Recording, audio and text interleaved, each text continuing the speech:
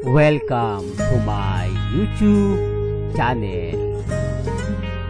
Kung bago ka lang sa channel na to at true-blooded Aldab Nation ka, tama po ang channel na pinuntahan mo.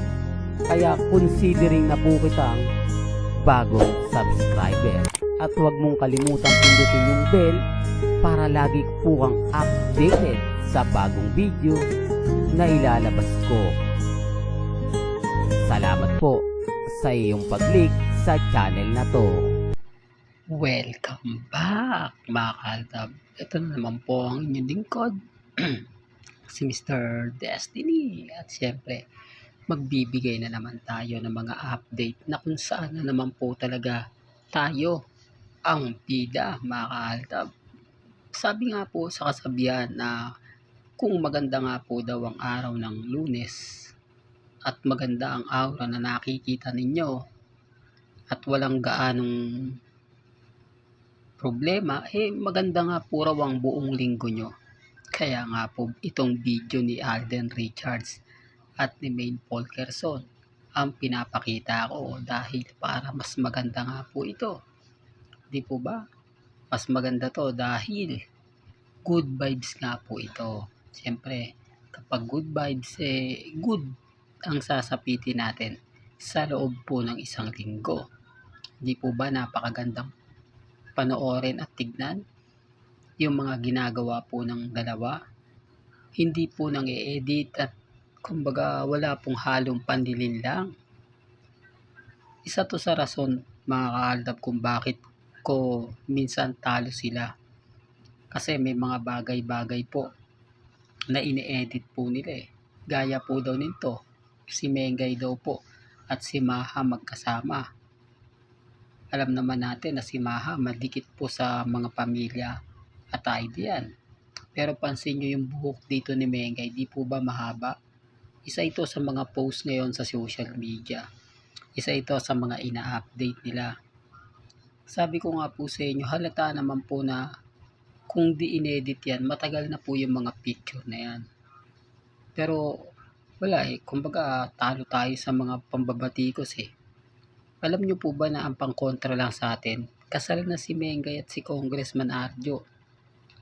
Yan yung mga taktika nila kapag naiipit po sila sa sitwasyong hindi na po nila kaya sagutin yung mga sinasabi natin. Yung mga pinapaliwanag natin na hindi na po nila kaya. Yan ang gagawin nila para bumaliktad ng sitwasyon. Para makuha po nila yung simpatya ng ibang tumitingin at bumibisita. Pero sabi ko nga po sa inyo, kung hindi naman usapan yung kasalan, yung mga outcome moments lang po ni na Alden Richards at nila Maine Polkerson, kung ikukumpara natin kina Congressman Arjo at kay Mengay, talo sila. Di po ba? Hindi totoo to mga kaaldab. Talo sila kasi wala naman po sila may papakitang maganda at talagang masasabi mong pabor na pabor sa kanila. Una sa lahat, yung kumbaga yung family bonding, hindi natin nakikita yan kay Mengay at kay Congressman. Never nga po ito nagsimba. Never nga po itong kumain sa labas kapag weekend. Di po ba? Doon pa lang panalo na ako Doon pa lang masasabi mo na tama yung sinasabi natin. Tama yung pinapaliwanag natin. Tapos ngayon yung issue sa anak, sumabog na. Tapos si Mengay, ang sexy ng mga suot. Di po ba? Pinapakita niya at sinasampal niya sa mga nagpapakalat po ng issue. Na wala naman po talagang sinabi si Henyo Master Joey De Leon at si Bossing Big Soto. Siyempre galit din po yung illegit Dabber Gods dahil tinatamaan nga po yung dalawa. Alam nyo naman po na mas sensitibo ngayon ang mga legit Dabber Gods, lalo na po yung mga talagang 101% na Dabber Gods. Sila po talaga yung full support sa trio. Pero siyempre alam din po nila yung kwento ng Aldab. Dahil isa rin po sila sa mga kinilig. Isa rin po sila sa pinasiya talagang masasabi nyo na nawala yung stress nila. Di po ba? Kwento ko lang po sa inyo, marami po akong mga mommies na na-encounter na bumili pa po talaga sila ng TV para sa kwarto nila, para lang po sa Aldab.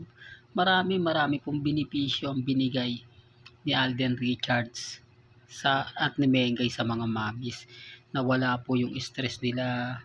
Kumbaga yung pagkaka-excite talagang naandun. Lalo na nga po kapag sumasapit ang araw ng Sabado, alas 10 pa lang, wala na pong gagawin ng mga mommies. Lahat nahugasan na, nakapagluto na, nakapagsaing na. Pagsapit po ng 11:30 na andyan na po, nakatutok na sa telebisyon. Real talk to, dating hindi daw po mahilig sa mga ganyan ang mga mommies, mga titas, mga senyor na kinukwento po sa atin. Nang dumating po ang Aldab, isa na po daw sila sa nakikipag-agawan. Kaya ng mga panahon na yan, di po ba? Ang malakas showtime. Hindi, real talk to. Nung wala pa po yung Aldab, hindi po ba? Bagsak na nga po rin yung 8 Bulaga eh. Kaya nga po nung dumating ang Aldab, bumili po ng sariling TV ang mga mommies at nilagay po nila sa kwarto nila kasi hindi ka mananalo sa mga apo mo. Hindi ka mananalo dahil mag-isa ka lang. Di po ba? At nauna naman po talaga silang manood. Kasi ito nga yung sinasabi natin ng mga panahon na yon, na kung saan ka nakatutok, doon ka na. Kung ano yung pinanonood mo, hindi ka na magbabago. Dumating po yung Aldab.